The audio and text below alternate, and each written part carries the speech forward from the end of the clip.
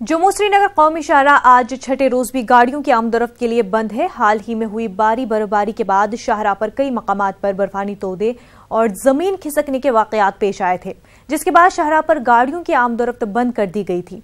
शाहराह बंद होने की वजह से हजारों मुसाफिर और माल बरदार गाड़ियां दरमांदा हैं। शाहराह के बंद होने से लोगों को काफी मुश्किलात का सामना है। इंतजामिया की तरफ से शाहराह को बहाल करने की कोशिशें लगातार जारी है। हमारे नुमाइंदे मुदस्सिर कादरी इस वक्त हमारे साथ जुड़ चुके हैं। मुदस्सिर, आपसे जानना चाहेंगे कि शाहराह को बहाल कर दिया गया है क्या? इस वक्त क्या कुछ अपडेट्स है?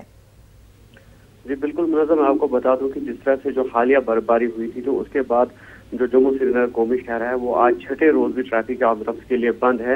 हालांकि कोशिशें की जा रही है कि शाहराह को जल्द से जल्द बहाल किया जाए, लेकिन इस बीच कोई कामयाबी हासिल नहीं हो पा रही है। क्योंकि मैं आपको बता दूं कि जो बानिहाल से रामबन तक जो स्ट्रेच है वो उसमें जो है चट्टानें खिसकने या फिर जमीन खिसकने के वाक़यात जो है वो लगातार रोनुमा हो रहे हैं। और जो जवाहर टनल का एरिया है वहाँ पर जो है पहले ही बर्फानी तोदे जो खिसक गए थे, तो जिसकी वजह से जो शाहराह है वो आमदोरफ्त के काबिल जो है नहीं रही। और उसके बाद जो कोशिशें की जा रही थी तो उसमें भी रुकावटें हायल हो रही है। तो जो शाहराह जो बंद हुई है तो उसमें जो मुसाफिर है, मुसाफिरों की एक बड़ी तादाद दरमांदा हो गई है। और हजारों की तादाद में जो मुसाफिर पतार या फिर माल पतार गाड़ियों की अगर हम बात करेंगे वो दरमांदा है। अगर कश्मीर साइड की हम बात करेंगे तो यहाँ पर सख्त तरीन जो सर्दी का मौसम है, तो सर्दी के अलावा काफी मुश्किलात का सामना करना पड़ रहा है इन दरमांदा मुसाफिरों को।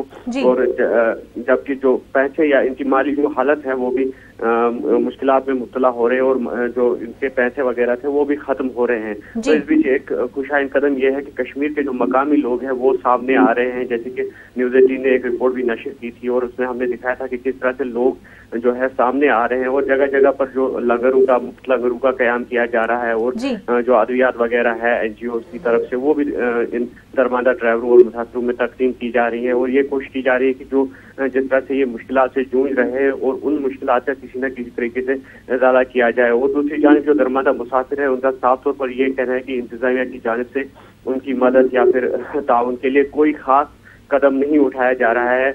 और ये भी नहीं इनको बताया जा रहा है कि शाहराह की जो सूरत हाल है वो कब बहाल हो जाएगी। और ये जो चाहते हैं कि जो इंतजामिया की तरफ से इनको ज्यादा से ज्यादा ताउन हासिल हो। और दूसरा मैं ये भी बता दूं कि जो जम्मू श्रीनगर कौमी शाहराह है ये एसेंशियल सप्लाई लाइन भी है वादी कश्मीर या फिर लद्दाख खिते के लिए। और इस वजह से जो है एसेंशियल सप्लाईज है वो भी काफी मुतासिर हुई है।